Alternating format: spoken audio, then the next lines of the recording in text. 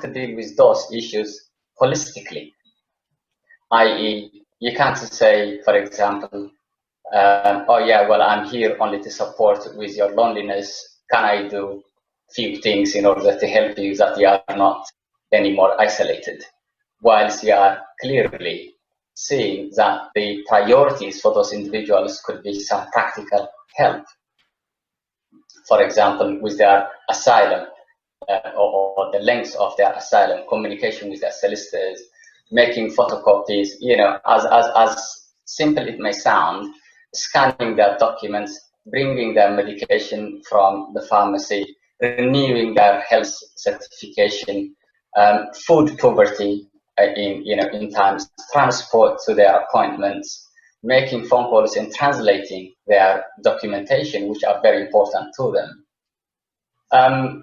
I think the next point on this slide, asylum seekers and refugees are asset rich, but there are many barriers and lack of opportunities. And things like some people speak really good English. They have been professional in their home countries. They have had status in their communities as elders. But when they come as refugee and asylum seekers, then they find themselves no one. They can't mediate between, for example, conflicts in their neighborhoods where they have that asset, that position in society. So they feel less worthy. They see communities around them. They do not value their experience, their skills, and we specifically asked people what they have been doing back home. Is there anything that they would like? And we have had people who want us to teach English for those who doesn't speak English. Some had craft skills, some were teachers. So that sense of being able to contribute to the group, among the group, or even outside the group gives people that self-worth that they desperately needed in order to reduce their isolation and loneliness, because it gives them purpose in life. During the lockdown and the pandemic, obviously people got really isolated. We have had these weekly droppings that we were running during and after the fund from Aging Better Middlesbrough. And some had complex health issues, so they felt completely confused by government information around COVID-19, the shielding issue. Some of them were not, did not receive these letters despite they qualified, in my point of view, around their complex health conditions, and I know it, and our volunteers know it, but they did not receive these letters from the government to be one of this, that they need to be shielded. And we had to make those contacts with online in order for them to be recognized. And that is part of advocacy that we felt that we need. And I'll just give a very quick example about the 20 seconds washing hands of keeping yourself clean or reducing the infection rates. And we felt that 20 seconds didn't mean to someone from who is 83-year-old from Afghanistan. And this is just an example because I know this individual in my head. And we came up with an idea of translating in an audio format that information, the contents of COVID-19 key information in various languages, but also looking at the 20 seconds like reciting a common Muslim prayer twice, and that equates to 20 seconds. So things like that to make it easier for people to understand and to cope with instructions and comply with sanitation.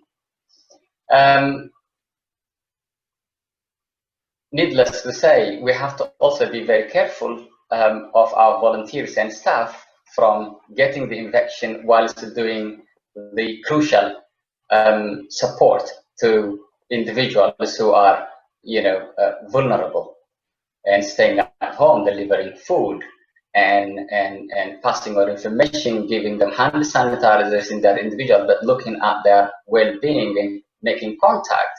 And sometimes when people speak a different language, it's not so easy just to make a telephone call. It is much easier knocking at their door and saying hello in distance. So it is making sure that you strike the balance between protecting your staff and yourselves against the challenges that people are facing, and not just sitting in your comfort zone and fully complying with instructions, because sometimes the sufferings of those individuals could outweighs your overthinking of protecting your staff and volunteers. Next slide, Kevin, please. Okay, thanks, Binny. So just from the funders' perspective, I mean, I think this project, we've had a range of projects through Aging Better Middlesbrough, but this is a particularly fabulous project that has made a huge difference to some of the people who most need the help, and it really has broken down many barriers. I'll just very quickly, before we go sort of to questions and discussions, just thinking from a funder's perspective, I think the main things that I learned from this project, I might deviate slightly from these 3 points that I've got on the screen because I've reflected a bit further on this, but I think it is important to have an inclusive tender process and contract management processes. That you've got to think about how you engage with a diverse range of groups rather than how most groups engage with us. When I've spoken to Binny about this project and some of our other BAME projects in particular, that they get quite irritated by larger organisations who employ professional bid writers but have no direct experience of working with marginalised groups. So I think, in terms of when we contracted with Binny, it was very much about having more in-person, face-to-face meetings to discuss things during the tender process and through contract management. And also observing projects that these organisations already have underway and how they work and how they build relationships with people, so making it I think it's also important to avoid setting expectations and targets when you're developing specifications and contracts, particularly if you are going to use an asset-based approach. I think the way that the Men in the Gap project worked is that we knew that it was going to be an exploratory project that had an initial research phase or a co-production phase, and we didn't know where it would go from there. So you've got to allow a high degree of flexibility for the frontline staff to adapt, particularly when they are trying to break new ground with marginalised groups. I think Binny's also alluded to this sort of ongoing support, really, that I think we tried to turn the contract management from ongoing monitoring to more ongoing support.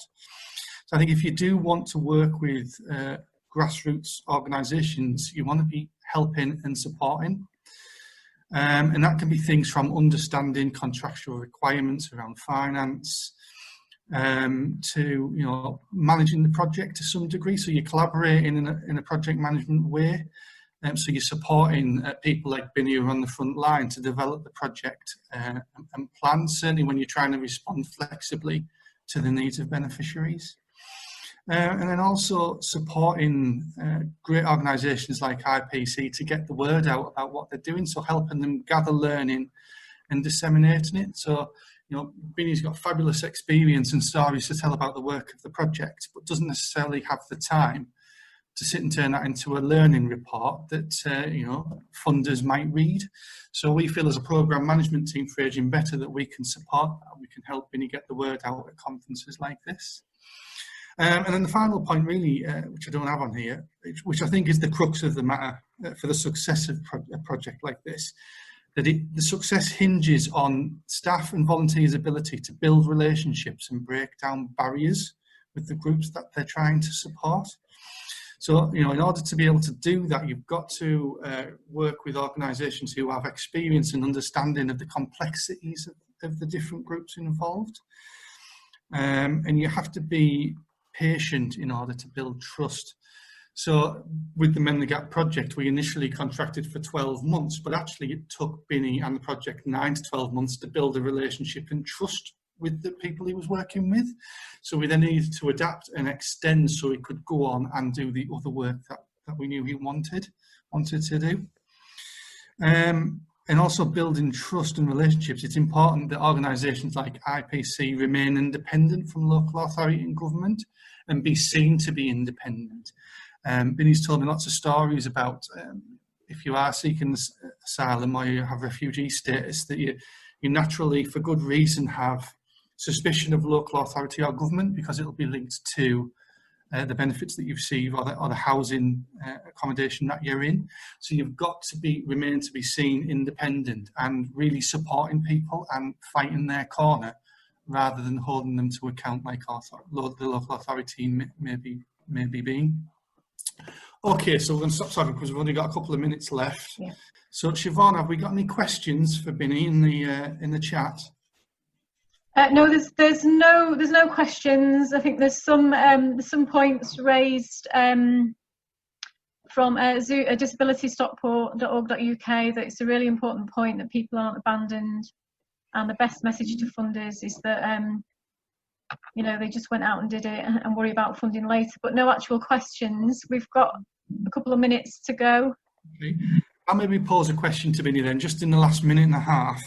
So Binny, could you tell us a little bit more about how the project's recovering from COVID in the circumstances?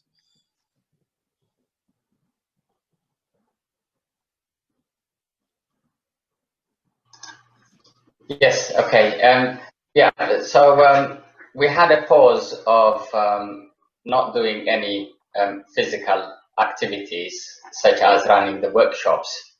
However, the mental health is catching up with our communities, with the Mending the Gap participants. So we felt that we really need to start thinking of going back, and some of the things that we are trying to do is meet people in local park. It's called the Albert Park, beautiful park in the center of the town. People did not have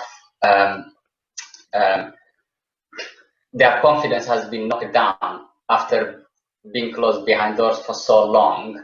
So we are bringing them outside and meeting them in an open space with social distancing in mind, and doing small activities such as a walk for an hour and then going back, so to bring the spirit back. And we have just in the last 2 weeks gained a big space from the council. So we met on Saturday again. So we are we are on our way of recovery. Okay, thanks, Binny. We've only got 15 seconds left, so I think we'll have to say bye to everyone. Right, okay. Yeah. Thank you. I hope you can hear me. Have the rest of the conference. Thank you. Thank you. Thanks, everyone.